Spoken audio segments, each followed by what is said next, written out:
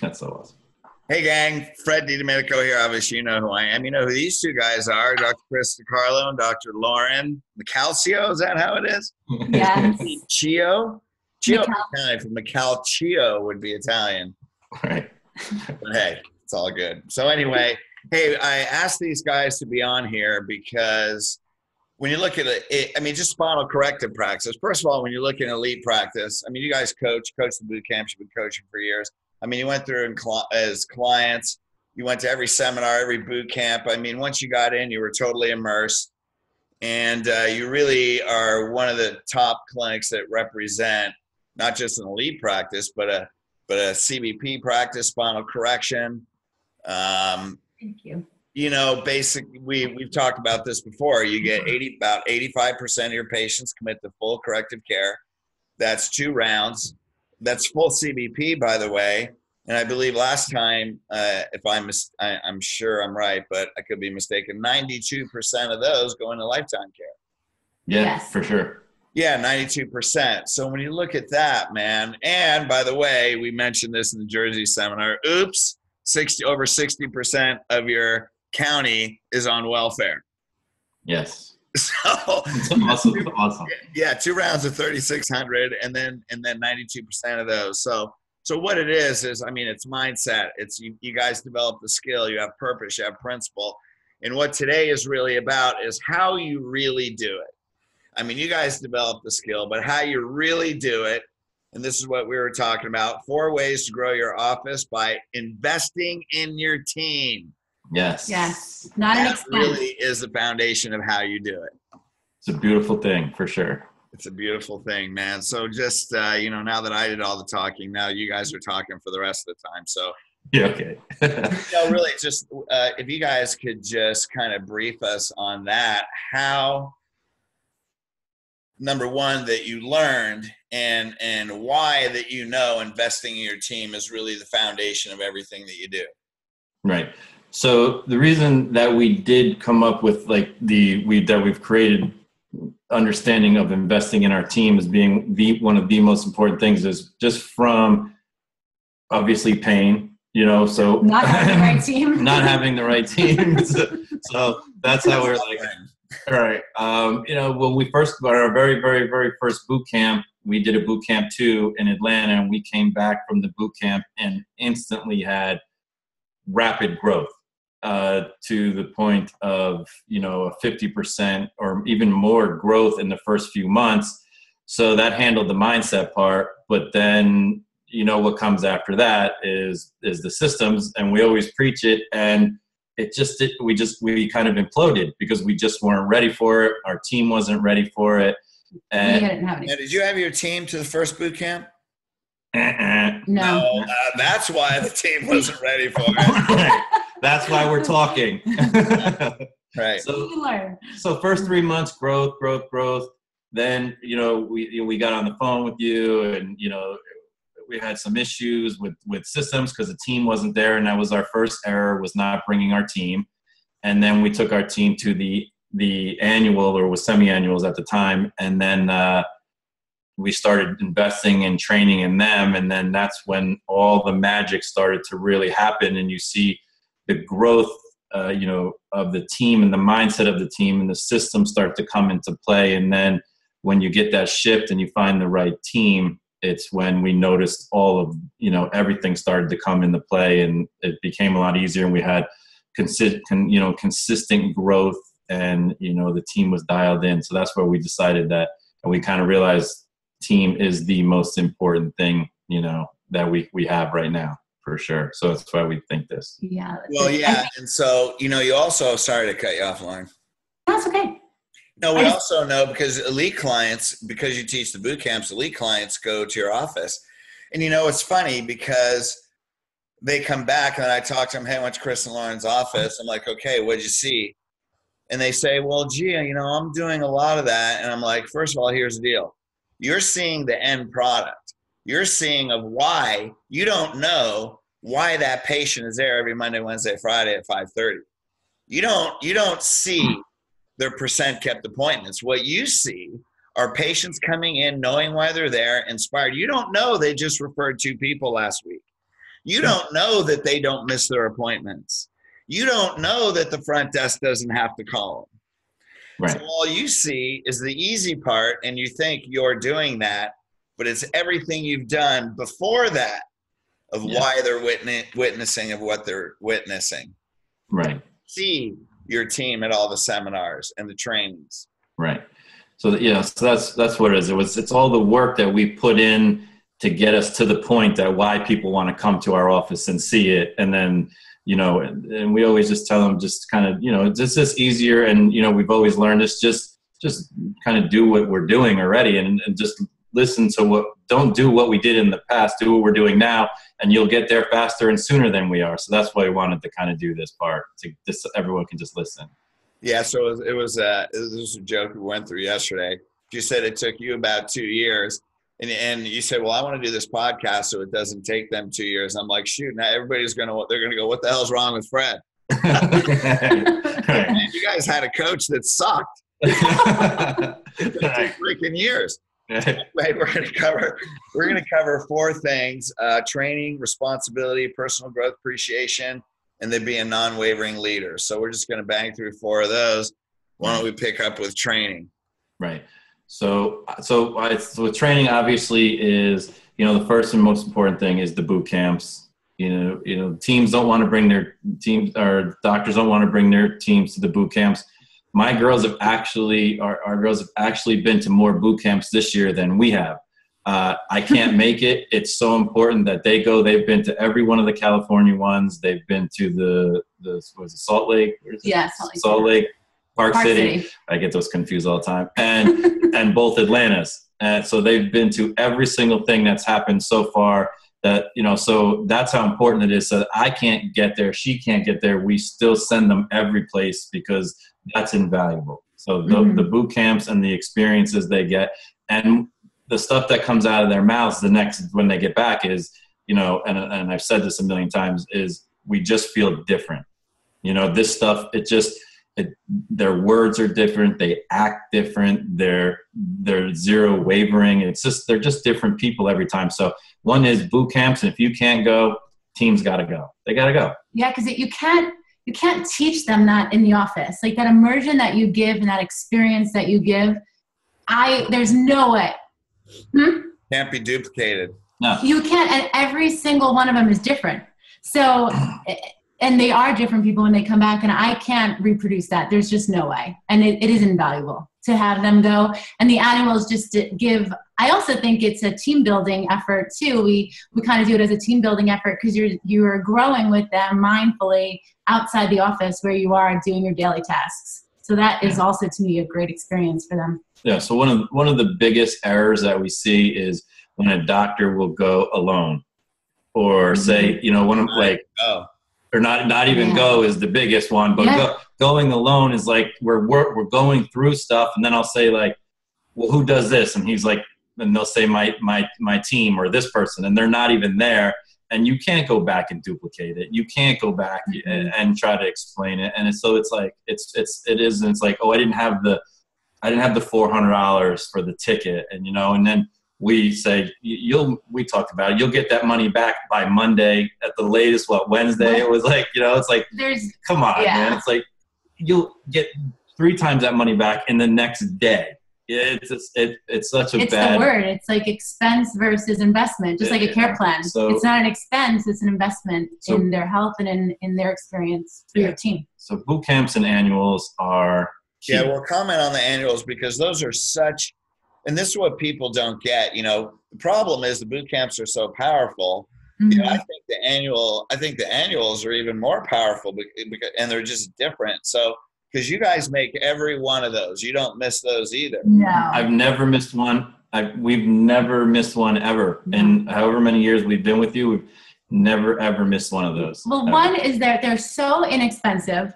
That's ridiculous. You should raise your print. I know it is. Tell me about it. You're getting the mindset of just these amazing people. You're immersing your team in so many other people that are in our profession. It's invaluable of what you're learning from so many different people that are just doing such amazing things in our profession and outside of the profession. With with a different, they say, every one of the people say a different thing, but they say the same message. Mm-hmm. So it hits everybody in their own special way. Like you'll say it, and whoever's speaking, every single one of you guys say it differently, but with the same message. And that's my favorite part, is everyone's speaking the same language, but they're saying it differently. Mm-hmm. Well, and the funny thing is, and I always say this, and the people that are attending don't know, all I do is give a theme. I don't even know what their titles are. Right. So because the mindset of leadership is all the same, but they hit it from a different perspective. So it's like getting punched in the face 15 different ways. I love it. You got hit 15 times. Yeah, it's so yeah, the annuals are a total different type of mindset, but the same thing. It's just, I love them. Mm-hmm. So how does your team come back from those?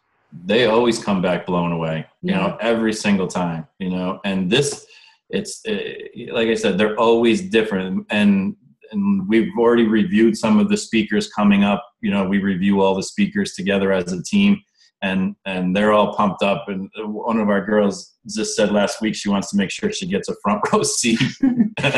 It's just to familiarize himself with who they're about to see, and then so we review, so to get more of an experience. So we review the speakers and well, and that's another great thing. I mean, look at what they just said. They say that so casually. We send out, because I always interview the speakers, but they share that with their team to create anticipation. Like How many doctors listening do that? Do you just watch the video? Do you look, it's another email for Elite from Elite? What do? Do you actually watch them? Or do you share them with your team? That's why you do what you do. Yeah. So talk a little bit more about team training, because one thing we talked about when we kind of talked about this call is most people overtrain. Right. They spend too much ineffective time training, and you guys don't spend that much time, but it's really effective. So what's that look like?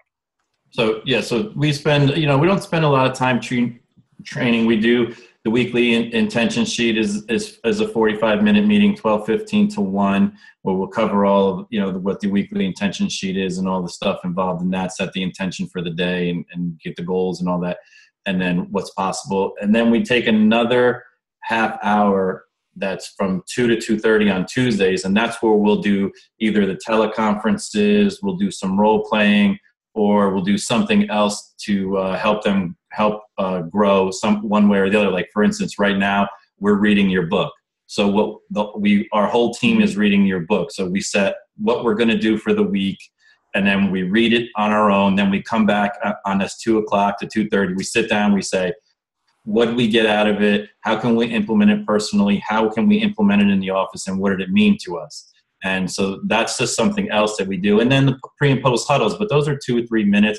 My favorite is the post huddle at the end of the day, where we get together and we make sure, what do we do? What happened? Why this, why that? What can we make better? And then we just shoot out. So it's very short and specific. Part of it is and one of the things that they say that they enjoy with us is that it's every single time at this time. We don't waver from it. And that's part of step 4. We don't ever waver from it. It's 2 o'clock to 2:30. The whole world will end. We're there. It's at 12:15. We're there on Mondays at 12:15. So so it's about whatever that comes out to be. I don't know, 45 minutes plus 30 minutes and 2-3 minutes here and there. Also, what we do too is when we're training, if they're new or they need to work on something, it's really about giving them confidence, so that we can delegate and give more responsibility, which we'll get to in a minute. But every week, if we're going to work on something, it's specific, like they know what I want them to work on, and then they'll kind of prepare for it, and then we'll work on it together. And then if they need more work, we'll just do it week by week until they get really good at it. Right, so you basically have a 6-step staff meeting. You go over it, you set your goals for the week. That's on Monday. Right. And then as you know, the weekly intention sheet drives the pre-shift huddle. So you look at your schedule, you look at your goals, 3 minutes, you set your intention, create what's possible. But then here's the thing that people miss. If you set an intention, you might want to check it. So you do a post-shift huddle. Right? So at the end, we say, okay, here's our intentions. Here's what we all decided to do as a team. Let's check our results. Right?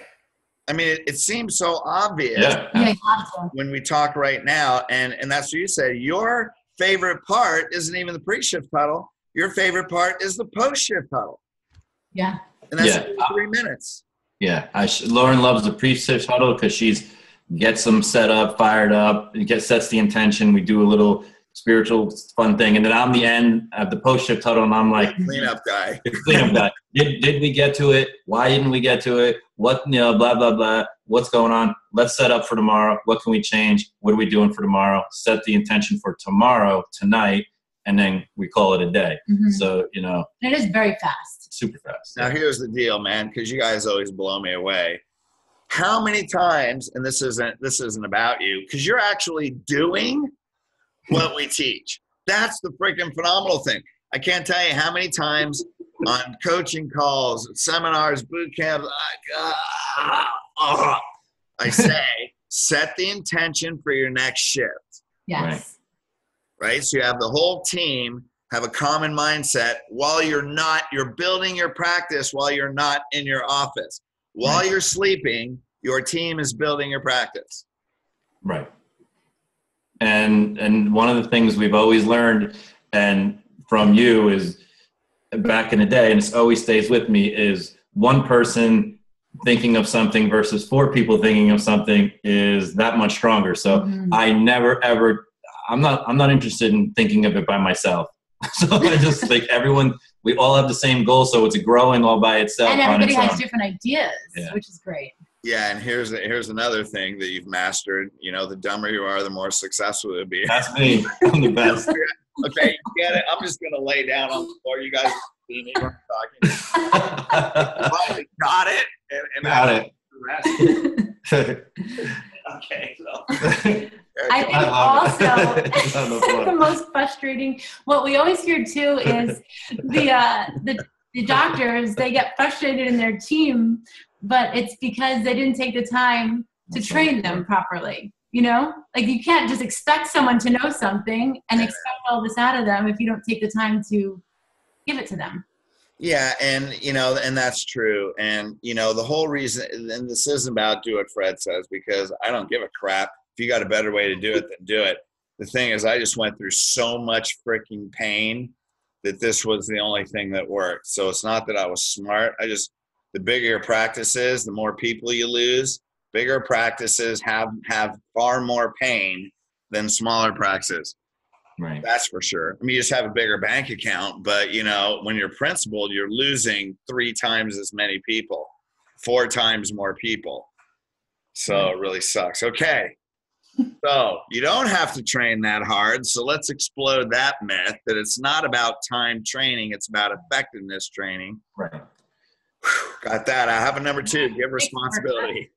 Yeah, give responsibility is another one that we find is super awesome because especially for me, because the more I give, the less I do. So I'm a big. That is the mantra of the century, right there. That's one of my faves. Is I'm good at giving responsibility and telling people, what to do. But when you give them responsibility, they become more inspired and they want to do a better job because they're coming up with the ideas, they're coming up with the things, they're taking responsibility for it. So they're not willing to really, it's their own ideas. So they're not going to willing to let it fail. You know what I mean? So we did something we did something this week where everybody write down 3 people they can think of that they need to refer in the office right now. So the girls all wrote down 3 people they want to refer to the office. And then I said, okay, that's let's go get those 3 people this week. This is not people in the office. This is people outside the office that we want to, and they have such a responsibility to refer those people because they came up with those ideas themselves that they came in already. Like they already brought in these people this week, just because they came. I didn't say you refer this one, you find this. I said, give me 3 people. They wrote down cousins and aunts and they all people they met at their job or some lady she met at the waitressing, and then they all they got them coming. So if you give, the team wants to have their own responsibility and they want to run the ship. So, and I'm totally cool with that. So that's one of my favorites. To make sure it's easier. And it also makes them more confident, which contributes to the growth. Yeah. Because then they're confident in what they're doing. Because responsibility gives them power. right? It creates power, and it also creates equality. They feel equal to us, and we all feel on the same level playing. It's not doctor, team member, it's family. Right. That was huge right there, man. Yeah. So that's one of my faves. And so what are you going to say to all those control freak doctors that believe if, you want something done, you got to do it yourself? I say if you give them more responsibility and delegate, you're going to have a more confident team member, which is going to make you work less. And you're going to have more fun in the process. Well, it just lets you do what you're designed to do. And that's just to be, a healer. That's it. Exactly. And so you already hit it, Lauren, because my question would be, well, what do you have to say about that? Well, are you having fun? Are you having fun? You need to have fun. Yourself? Right. If you're not, do you want to have a heart attack? I'm not sure. Right. You don't want to be one of the stats on the first few slides of the new patient workshop. Right. Seriously. Okay, so 1, training; 2, give responsibility; 3, personal growth and appreciation. Can you comment on that? That's you, babe. Well, appreciation, investing in your way to delegate. If you appreciate your team members, they're gonna trust you, and they're gonna want to give back, which allows for more growth. Seems like personal growth and investing in appreciation is the bonus system, right? It's team building events. We do all kinds of team building events. We just went on a huge hike where we did some crazy cave climbing. We're going to do some zip lining, whatever it is that you do to build and strengthen your team as a unity. But the bonus system works very nicely. We do random gifts of gratitude where we'll give them, if they knocked out something super awesome or they did something over the top, unexpected, we'll give them little gifts and just to, let them know that we acknowledge them. And just, the more you give, the more you get. They're just coming from a place of love and gratitude to them. And just even spending the time reading your book, that we don't have to do that with them. Like literally we don't have to do that to them. We choose to do it to them because we want to invest in them personally, and as team members in the office, because the bigger we get them to grow personally, the better they are as humans. Our office just benefits from it immensely. So we're always doing stuff like that. Also with the team members, when they really do appreciate when you acknowledge them, and when you're doing these outings that we're doing or bring them to the boot camps, and they appreciate that so much, and then they're willing to go that extra mile for you. I mean, it really just builds unity in the office so much. Well, and that's what we hear all the time is when the doctors bring them to the boot camps, people appreciate it. And what do you think? Because doctors run into this all the time, where they have team members that don't want to go to a seminar. How do you feel about that? That's not in our office. It's not an option. It's just, obviously if there's a wedding or a situation but part of coming on our team is knowing you're traveling to things and it's expected. And, we give them all the dates, and they plan their lives around our travel. We don't plan our lives around their time. It's the opposite.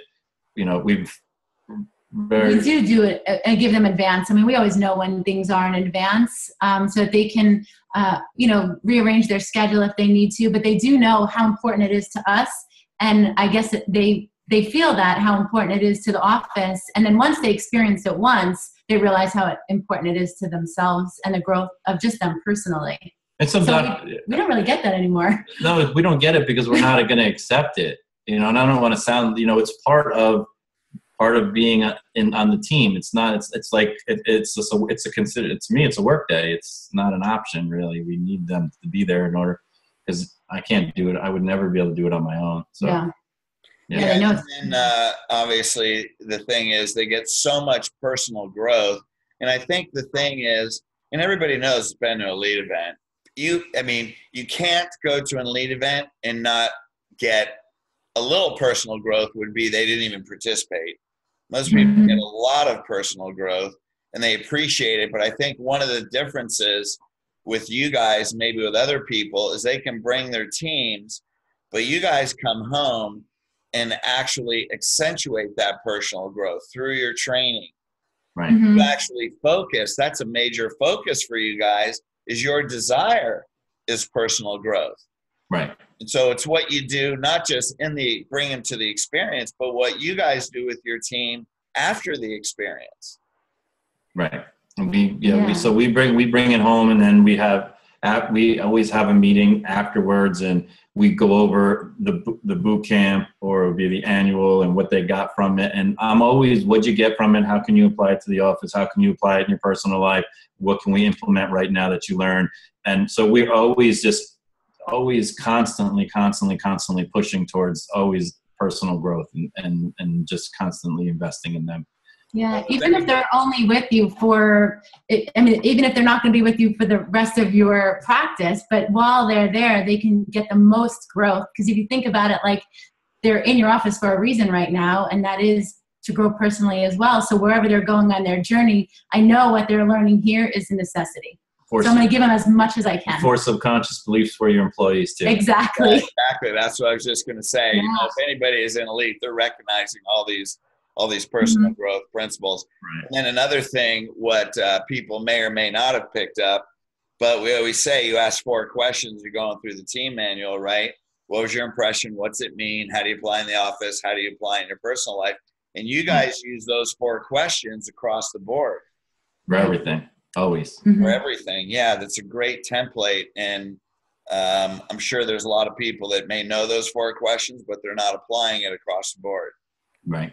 So that's a pretty important application. Totally. Definitely. Okay, cool. Number 4. Personal growth. Hey, when you help them grow, they help you grow. That's really the bottom line mantra of this, right? Yes, sir. That's it. Feel responsible for helping you grow. Yep. Is really what it is. Okay, what about number 4? So 1, training. 2, give responsibility. 3, personal growth and appreciation. 4, be a non-wavering leader. Right. Talk about that.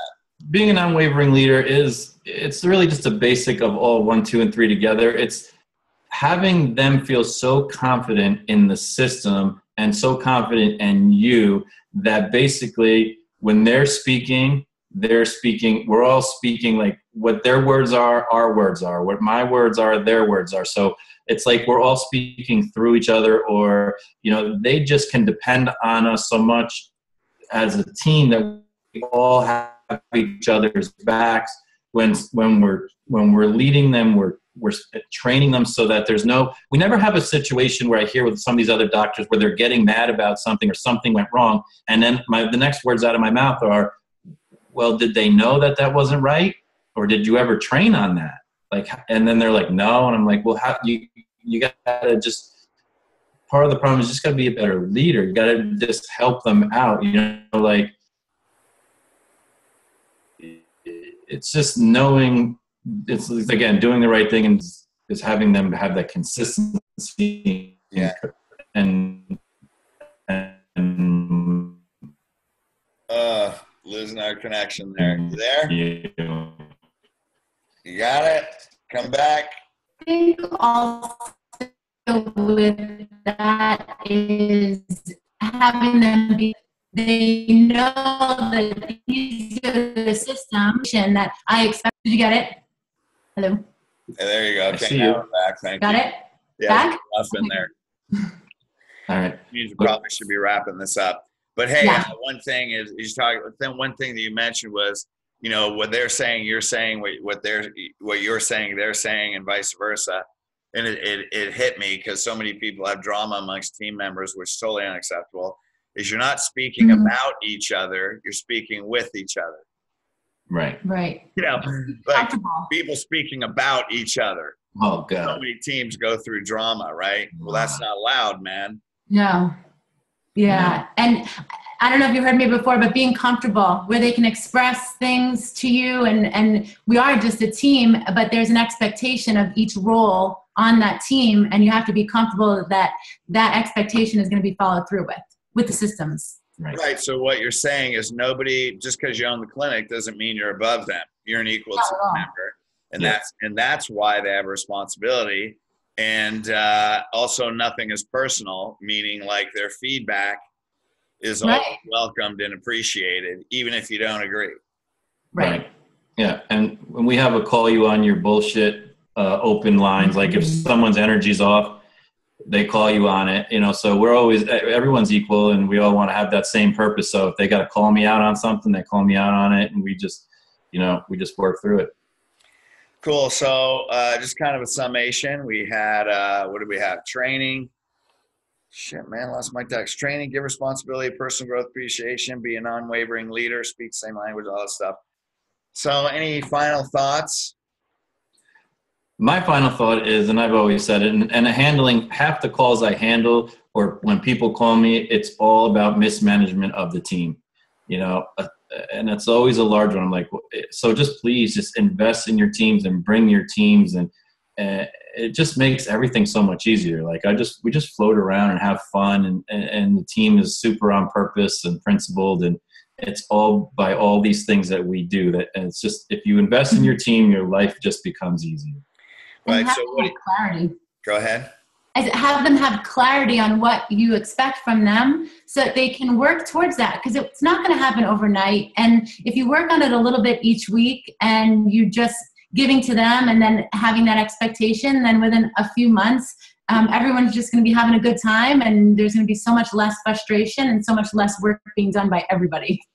There you go. And because of that, you have confidence and freedom and fun. So, so the bottom line is, what did you really do? Number one, you immerse yourself in the system. You studied it, followed it, developed the skill, developed the mindset, then developed skill, translate that skill into your team. Number two, you go to all the events so you don't miss the immersion experiences. So you're immersed in the coaching system.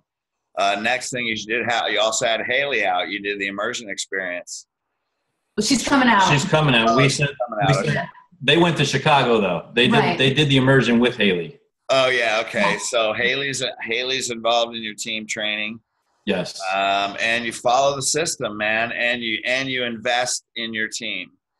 And because of that, it's very clear that your practice runs like a machine for a reason. You guys are having fun. And not only that, but because you did have days where practice was very stressful before with other management groups. Yeah. So also, you know, as partners, I mean, let's look at the quality of life. When things are running smoothly in your office and they're very predictable, it's just a lot easier at home. Oh, you yeah. don't have that. You know, yeah.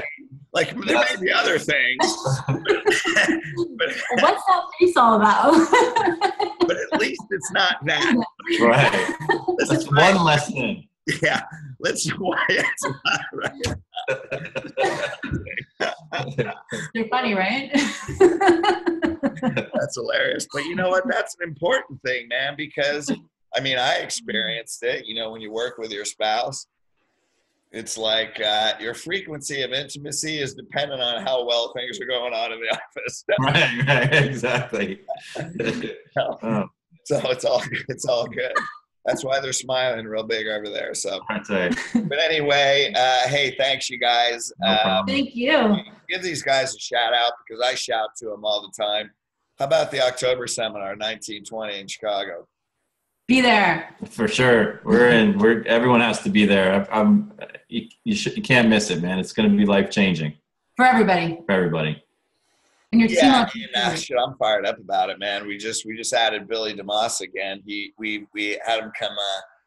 I'll be interviewing him, but we had him scheduled. Then he had to scratch, but now he's coming back on. So God, the lineup, man, it's going to be freaking amazing. Actually, one of the most ones I'm excited about is my sister. Nice. Yeah, we're gonna put out a video. Yeah, that'll be a fun interview.